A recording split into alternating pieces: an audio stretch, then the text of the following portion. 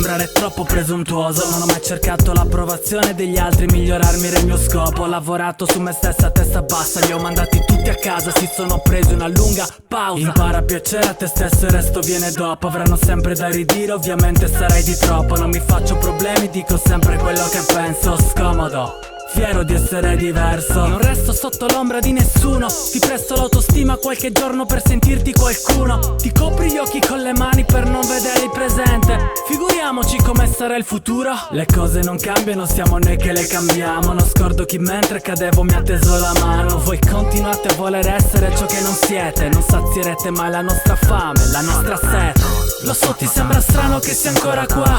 Divido il pane con chi se lo merita. Spesso chi dice la verità sputta nel piatto dove mangia.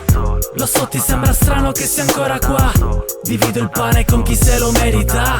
Spesso chi dice la verità sputta nel piatto dove mangia. Escobarto fa rap e nient'altro un film di Tim Burton. Ti faccio a pezzi, ti metto in uno scomparto. Mi vai contro sicuro, mori d'infarto. Sono un bad bunny come Frank in Donnie Darko. A testa calda e ti parto. Prendo questi trap e li rapino. Ma loro che hanno addosso è vero come quello del tapiro. Io sono vero G come il Pacino. Armi e video, tatuaggi in faccia, abbassano lo sguardo in giro. Niente codeina, mixo Rivotril, gabapentina e paroxetina. Roba che se la provi vai in terapia intensiva. Non fai brutto, sei solo brutto e diverso. Fai palestra ma di faccia rimani un cesso. Le tipe vengono da me, vengono prima di me. Tu schizzi dentro la tipa e poi spunta il bebè. Abito in campagne e Murigo, molto più dei palazzoni. Fate la trappa e siete tutti figli di papà, bromboloni. Lo so, ti sembra strano che sia ancora qua.